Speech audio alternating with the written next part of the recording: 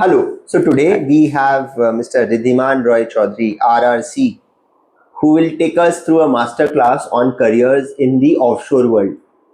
So as far as offshore world is concerned, you would see that there are two main career paths. You can either be in India practice or in the GCC or offshore or acceleration centers as they call it. So welcome to the show. Thank you. It's a pleasure. So you spent your entire career in offshore or shared service environments, PwC, Bank of America, Credit Suisse, now Cognizant. Now, for someone who's never worked in this field, okay, just take us through how is offshore very different from one would imagine, typical Tata Steel or a Hindalco. As compared to that, how is this offshore world different? How are the career trajectories here different? So fundamentally, what is the difference? Pros, cons, we'll come to that later. To answer it, first of all, I would like to say that I have not worked in India firms much. Only initial 1 year of my career I spent in a company called JK Tire. That was in a factory environment, that too, not also corporate. But what I feel about offshore is that much more organized. Probably, again, there's a caveat. I've already told that I've not worked in, as you said, like India majors like a Tata Steel or an ITC. I've not worked in them with them, but what I've heard from my friends, and if I take a clue from their book and compare to what I have done, what I have gone through, I would say that offshore is initially the initial days in offshore was much more organized and kind of an SOP based, that you need to do this. Uh, People are around you to give you trainings. People are around you to kind of spoon feed you.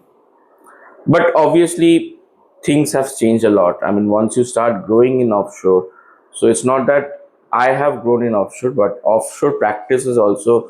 I've seen the growth of the offshore practice also. See, previously when so I became a chartered accountant in the year of 2008 and started my professional career 2009 May 15 to be precise. So that time, how people used to look towards offshore, and now how the conception has changed. So it has been a journey also for, I mean, for us Indians who were in the offshore practice. Not only we grew as a professional, the practice also grew. So if you say a Tata Steel, what Tata Steel, a person supposedly somebody who is a fresh CA who has joined Tata Steel, what that fresh CA used to do at that time, or XYZ offshore, 2010 people used to do then, and now hell and heaven Huge difference. difference. And I think that's a positive side of it, I must say. So, in terms of working in offshore delivery center, what is the biggest misconception that you've come across people? Is it back office work where you are not even that senior? The work is not that serious. Are you like a second class citizen? So, all of there are these various misconceptions about being in an offshore environment. So, would like you to shed some light Yeah, on that. again, this I can't just say a yes or no to it, but again, I have to define how things are there, right? First of all, when I was also I first joined in offshore, so I was also told by many that okay, you are joining offshore. Statement like that. So that was very common at that point in time. People used to say, "Oh, offshore. Why you're joining offshore? Being a CA? Why not a proper Big Four, India Big Four practice, and why an offshore Big Four practice?" Uh, but again, I agree that when I first joined, again, if I take a step back, see, I stepped into the offshore world in 2010 September when I first joined PwC, the delivery center PwC. That time we used to call it delivery center, not an acceleration center. But if you see Genpact, so Genpact started operating from 2000, early That's right. 2000. From G to Genpact, they became from G to G, sold their offshore business to Genpact. That was a third party, and then they started selling their services to other companies also. And people used to really hate working in Genpact. But at today's date, if you see, most of the GCCs are headed by people those who joined Genpact back in late 90s. So again, as I said, there is a much more to it. Not only that, I should not say that people. Okay, I have also done shitty work in offshore. To be very honest, I have done shitty work. But it all depends on what the management of that company, how they want to use offshore. I won't name. I have worked in a huge organization in my career. I have seen that the way they have dealt, the way they used to operate offshore is just like a, Back as you office, said, a back office, slave to second the. class citizen. But at the same point of time, if you see Deloitte, so I've been a part of Deloitte also, Deloitte USI. So back in, uh, I don't remember the exact years when Deloitte started doing this. Would have been early 2000s. No. Yeah, I'm not talking about that, but in probably 2015 or something like that. I'm not sure, very sure about it, because I was not part of the Deloitte audit services. So Deloitte started doing this private company audits, US private company audits. So, and at a very cheap rate. Yeah. So how used to they used to do it? They used to leverage this offshore practice, and that's why they used to take up. And so supposedly this is I own a private firm and I want to get listed. So Deloitte used to come to me and say that I will do the audit, I will do the IPO listing and everything, I will help you in that. So I would say that I can't afford you. And Deloitte used to say I will charge 1/10 what I usually charge. So how Deloitte used to do? Deloitte used to, that was the strategy how they use their offshore. Hmm.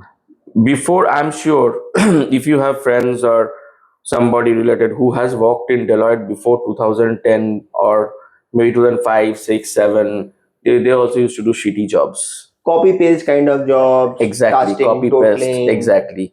But now, when I speak to my contemporary friends in Deloitte, they used to do everything. Only the partner used to sit there and sign the report. Yeah, so this So private that's how they company. have grown. But there are, as I said, there are many companies also. They don't want to use offshore much. Why? I don't know. I'm much below the pay grade to answer that probably. Fantastic. I think there is a lot of misconception, and so Yeah. the ones like you who've actually been through that Yeah, journey. I have worked in technical accounting team where I have actually drafted their accounting policy sitting in India. I'm right now also I'm working in a team where I used to work on their accounting policy. I used to do the first draft of the accounting policy. I used to do the new accounting pronouncements, whatever new accounting ASUs have been pronounced and how it's relevant to the company. So this kind of work I also have done, and I have also done a shittiest work like just checking previous year figures. Hmm. So that's the answer. Now, coming to trust building, for example, I just saw on your LinkedIn profile that you manage teams that have delivered like 2 lakh plus kind Yeah. of service hours for global banking clients. And the beauty is that you've not even ever visited their head office. Mhm. So then, sitting thousands of miles away, how do you actually build that trust that those guys will actually say that, okay, Riddhiman, you can do it. I have not ever met you. It's only Teams call, but I trust you to give you this kind of volume of work. Yeah, I mean that's the flavor of it. See, so supposedly you're going for a filing and you have to file a 10K, and somebody sitting 8,000 miles back in New Delhi or a Calcutta office is doing your last draft. So if they just shut down their laptop and shut down their phone, you can't reach them, right? So that's the trust building. That's the journey which the successful offshores, so-called that time offshores, has built and now become acceleration centers or GCCs, or now they're, I mean, now they're a step ahead. They're using these India GCCs for their innovation centers. Their nomenclature, change the nomenclature to innovation centers also. That's the whole journey is all about TRUST, trust. Absolutely. And then sometimes does it happen that the moment you goof up, some junior guy in the team goes up and they say, "You look, I told you these guys cannot handle it." Yeah, it happens, but at the same point of time, see, suppose just for an example, supposedly Goldman Sachs office, the headquarters is in New York. Somebody sitting in the Philadelphia office can also goof off, right? Yeah. Same. Somebody So sitting in actually, Bangalore office can that's goof off. a great Somebody perspective. in Philadelphia office also can goof off. So only just because you will become the scapegoat of Yeah. for dint of the fact that you're But offshore. now I must say this is this I must say that. there's a tremendous support from their onshore also. We used to get we now getting tremendous support from onshore. So if somebody from onshore even says that this guy can't do the work, somebody from there used to shout on them, not us. Okay. Now, as far as the growth and pros and cons are concerned, in career growth terms, in an offshore role, is there a ceiling which is lower where you get capped as compared to an onshore thing, or is it just a different lens through which one looks at it and it's a different milestone? See, I have worked in companies where I have seen that people sitting in a Bombay office or a Pune office or a Delhi office is leading people who are sitting in London office. So I've seen that kind of thing. But obviously, to become a deputy CFO or to become a CFO, you can't be from. In fact, again, if I go back to my past example, if you want to be a CFO of Goldman Sachs, you have to be their headquarter. You can't be in their Absolutely. California office, right? So that's the thing. So, Other than that, do you maybe hit the ceiling earlier in terms of salary, the absolute number, let's say 50 lakhs, 70 lakhs, 1 crore, 30, 40 lakhs? Is it capped? salary. I must say that there is a tricky thing about salary. We all know that during the COVID time, and offshore specifically, salary has Zoom. weird. I would Okay. say I would use the word weird. Abstract. It has become abstract. So that's not the reality. Oh, That's not the reality. Somebody needs to understand that can't be a real scenario. So things will get corrected. Correction will happen. okay. So definitely at that point of time, what happened? If you let's go back to the COVID days. So during the COVID days, everybody was doing work from home, and this offshore model, supposedly somebody sitting in the New York office and somebody sitting in India, for them is something that guy is sitting in work from home model only. So they actually planned. I don't know what happened, but they planned to give too much work in the GCCs, and that's why the salary started sparking. But actually, that much work didn't came. Oh, Once this things got started getting normal, people coming back to office here also, there then they held also. back. Yeah, that was that salary thing which happened. Zoomed. You use the word. I said weird. I said abstract. That was not a reality. So that, I mean, Mostly FOMO driven kind of a thing. yeah, Let's onboard them, a lot of and work is people coming. cashed in the thing. Cashed in the thing. People just started rotating their offer letters. Yes, So I've seen that. that's not a reality. So that should have, corrections. Everything should come back to normal, right? So that was bound to happen. So Reversal, 50 mean lakhs, 70 lakhs. reversal. That's not a reality. Oh, that's great because I know that time mean reversals were not happening. People were just moving up and up and up with trading offering letters. And you are moving up, but what value addition will you do? So you can just trade off your letter. So supposedly you are drawing 20 lakhs, go to somebody or 30 lakhs, and then go to somebody 40 lakhs. But are you doing any value addition? Till date, as far as my little knowledge concerned, till date somebody is earning 50 lakhs is huge in corporate, right? So people would extract that much of work from them also.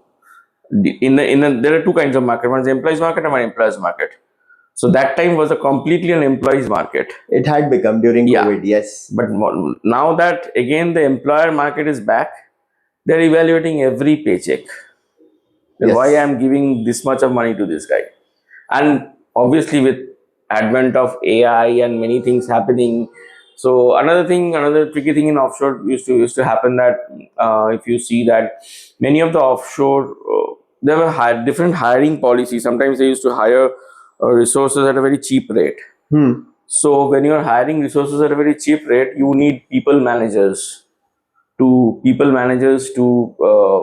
what to say to Handhold them, micromanage them, extract see work. extract work, micromanage them, see what they're doing, how many cigarettes they're puffing, how many breaks they're taking, how many tea they are having. But now after COVID, these people also double their salary, right? So Yeah. now the management is questioning. So if I'm giving that much to these people, then why I need that man The manager? micromanager.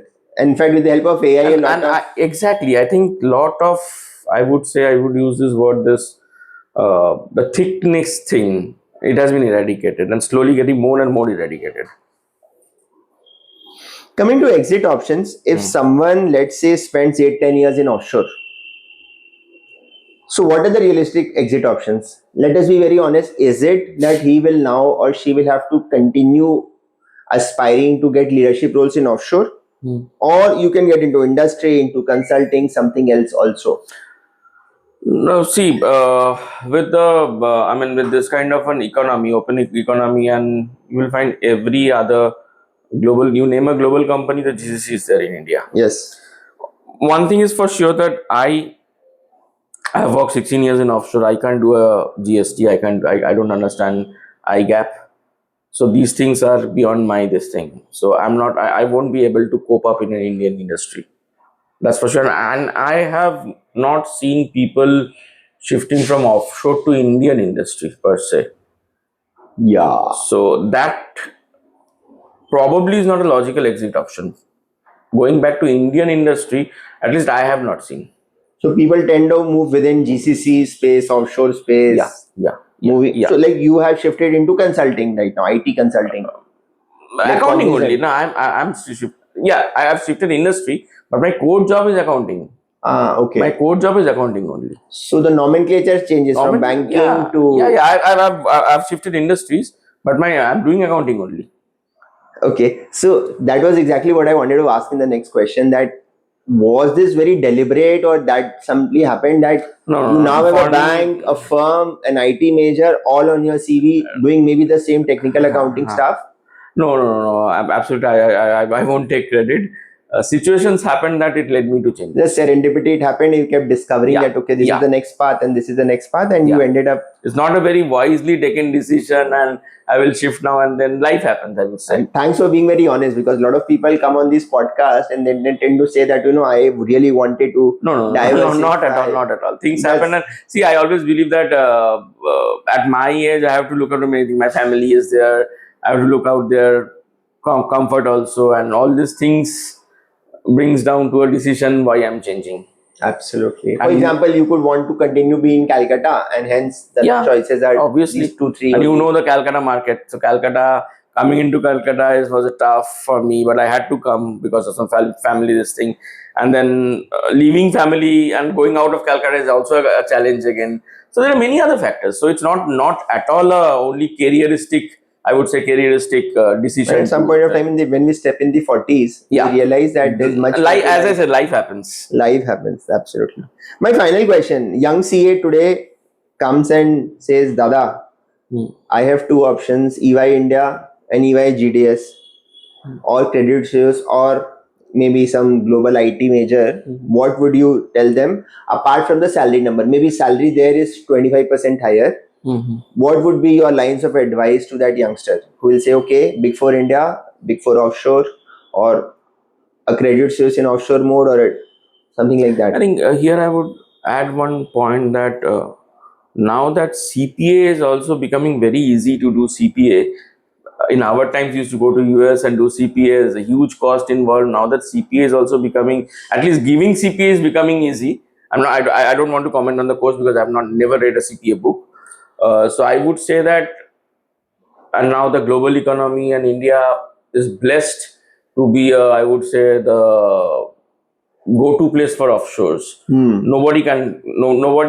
I don't think in next 20 years nobody can replace India in offshore operations. I've heard many names. I sometimes heard of Philippines is coming out with many offshore centers, but nothing compared. I've worked with people from Philippines. Nothing compared to our talent. After the LTT eradication, once I heard that Sri Lanka is coming up with much more offshore shops, but nothing happened. So with India been such a place for GCCs, and there are so many. Every other day you open LinkedIn, you open Economic Times, you see the new GCC coming in India. So I would say offshore would be better. Offshore will actually be better. More from a work-life balance perspective, quality of work perspective. Won't see. I actually won't this thing to a fresh. A person who is in 20s.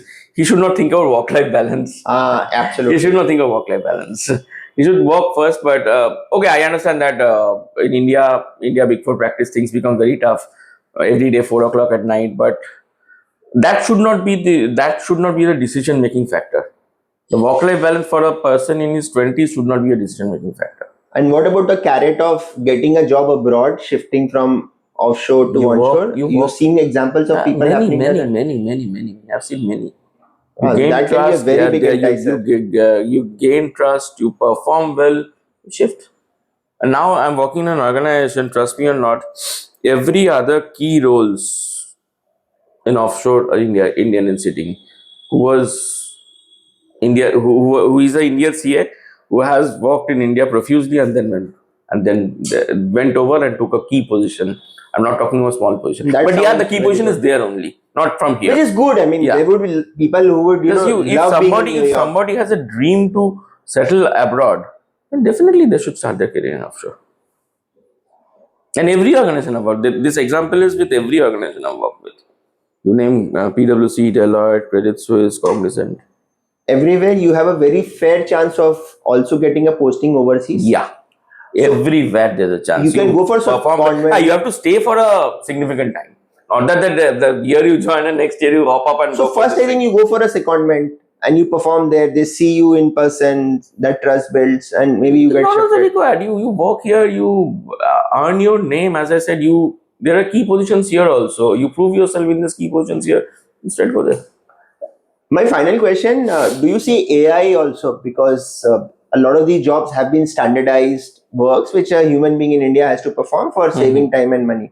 Do you think AI taking this over and shifting the paradigm in this industry a big time? Definitely. That will happen. That will happen. That will definitely happen, and people have to adapt to that AI thing. So Adapt means they'll become jobless if AI kind of does no, that no, whole no, thing no, more no, no, no, no. efficiently. How? See, AI is probably you have to change the perspective over here. You don't see AI as a threat. You see more as an opportunity that how you can adapt AI and how you can use it to be more efficient in your own work. I'm not saying that don't have the thought that AI will take my job. Okay, it may happen. It happened with me also. It may happen with me also. But you have to know that what you can do with a Claude rather than, oh, Claude is there, it will take my job. You have to know that what are the things you can do with an open AI or these things. Yeah, instead of treating like a black box, you try to see it as a Trust white me, box. I was the new ASU accounting standard update came in, and the next day only I just thought that okay, let's see if I can get anything from that from Claude. I just wrote in Claude that memo. It gave me a memo. But the hindsight of it, this is also true. The memo was not perfect. Yes, it is not perfect. It is 50%, 40%. So you have to have work that. done. That's how it will. It will increase your efficiency that you don't have to write the memo, but at the same point of time, you have to be good enough to understand that that memo has some mistakes. Yes, you cannot blindly trust it. Treat it. Exactly. That's why I'm saying that don't get into a corner that you think that AI will take your job, because the product AI is giving, you have to review it, and you have to up your game to review that product. Fantastic. So that's Brilliant. my thought process. I think these were very good insights which an audience would have got around joining the Thank you. offshore industry. And you can connect with RRC on LinkedIn. I'm sharing the LinkedIn handle in the comment section. So do like and share this video and comment if you really want more of such videos. Very focused on certain questions. For example, here we try to address what is the pros and cons of joining the offshore industry. Thank you so much for coming on this podcast. Pleasure. Thank you. Bye.